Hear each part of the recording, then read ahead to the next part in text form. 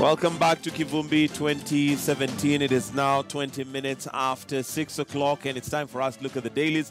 This morning, I'm joined by two lawyers, and we're going to be having a discussion even after we've looked at the dailies, and that's Tommy Randall. Good morning, and thank you for joining us. And Paul Owl, thank you for joining us this morning. Let's start, first of all, with looking at what we have on the dailies this morning, and we'll start with the Standard, where we have the headline as Fresh Twist in Battle for State House. And, of course, this is basically just what is going on regarding the results. IEBC, NASA coming out to say that it was a total sham and, you know, calling it one that they do not recognize the results. I mean, let me start with you, Paul, on just basically the headlines and your thoughts on what is going on.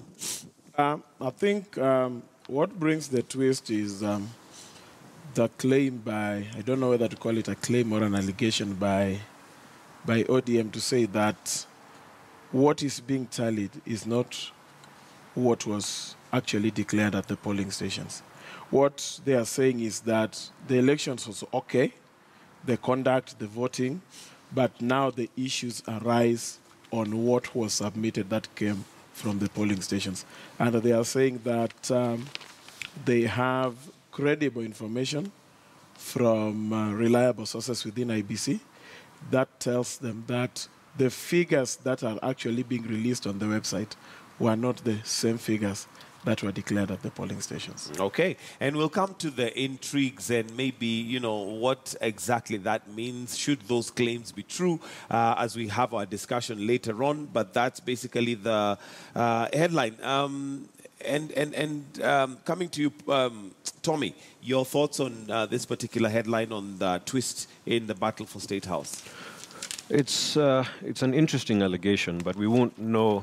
We don't have much meat on this bone at the moment. Until more information is revealed, then we can dissect it further. Go into it. Yes. All right, let's look at page 3, which is a rather interesting, on a lighter note kind of story.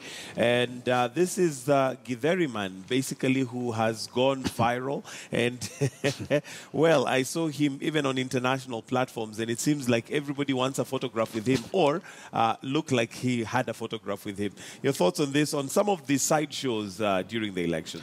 I thought I was very well traveled until I saw the photos of Githeri man. He's out-traveled me. Yeah, he's been with Donald Trump. He's practically been everywhere. I think he uses Bonfire Travel Agency because he was on one of their ads. Oh, yes, yes. So I guess that's one of the people who are cashing in on, some of that. So anyway, that's the Githeri man there. There is his story there. And, of course, he was being sought after. He was a very sought-after man, even by TV stations, basically just to get his story.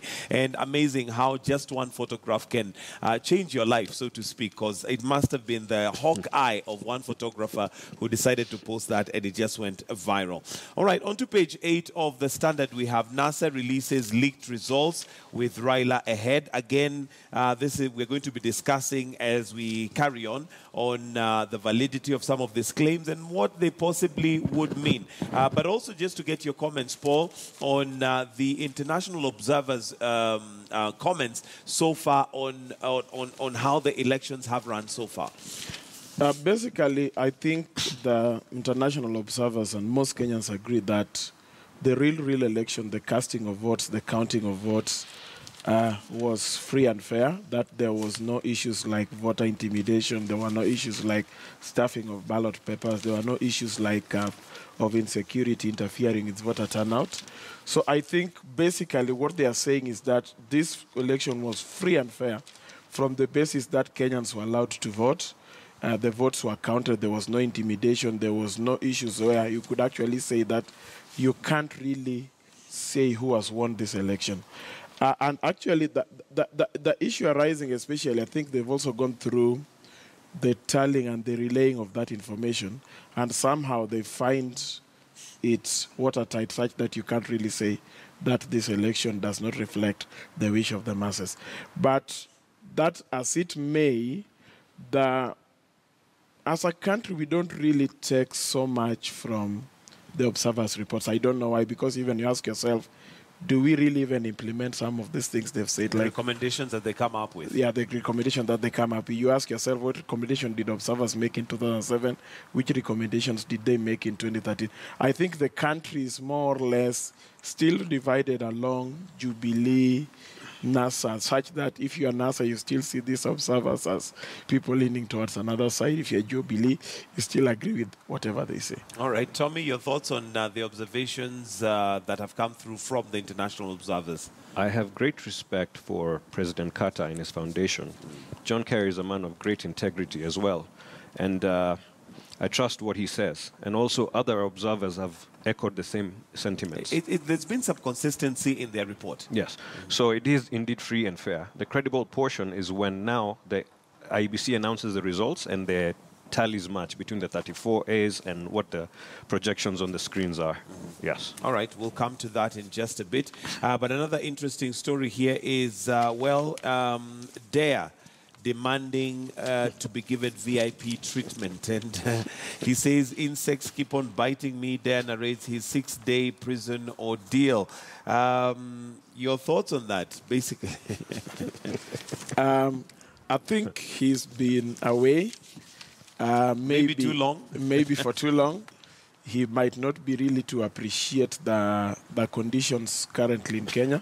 I don't think that he's making unnecessary demands because whoever he is, whether it's there, whether it's somebody from Mathare or Kibra, the conditions in our prison should actually be conducive. So maybe because he's there, maybe people are likely to cover him and see what he's saying. But all in all, whoever he is, whether it's there, whether it's somebody from Mathare or Turkana, the issues he's raising should be tackled in our prisons.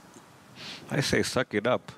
Everybody else has to undergo those same conditions. There's no provision for him to get any kind of special treatment. So until he can get bail, should he ever get bail, deal with it. Then he just has to deal with it. Well, there was on social media, and this is on a light note, after the demands that were made by NASA, there was the NASA demand challenge. So I don't know whether there is also, on the NASA demand challenge that he needs to be treated like a VIP. But anyway, that's on a light note. Looking at the Daily Nation, we also have the headline there, NASA declares Paul victory in doomed move. But there are also certain things that have been highlighted here by the Nation, and Musalia Mudavadi's demand that Raila be sworn in, that would be a violation of the law and illegal. Then Chebukati, the boss of Electoral Commission, expects all results today.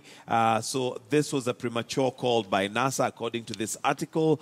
Then the IEBC says that claims the final results is in its server is grossly incorrect and premature. So again, we're going to go into the intrigues of that. But also on the front page, high praise for Paul by Observer team, which you've already looked at.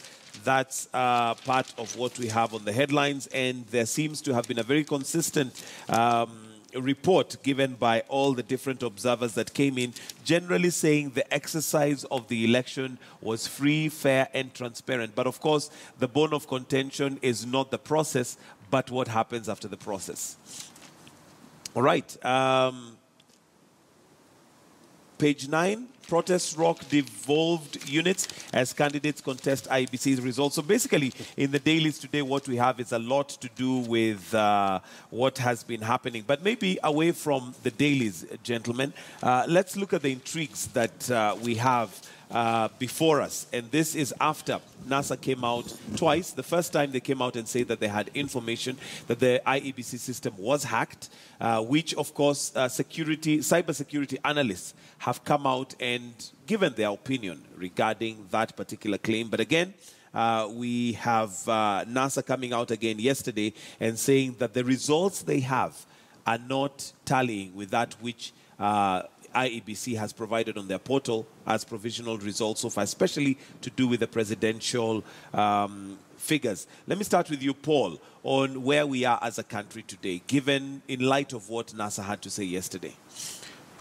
I want to say that you look at what IEBC have tried doing, like you go to the IEBC portal, you realize that some of these forms have been scanned in the same condition that they were declared at the polling station, such that you can even see the agents' signatures for both NASA and Jubilee.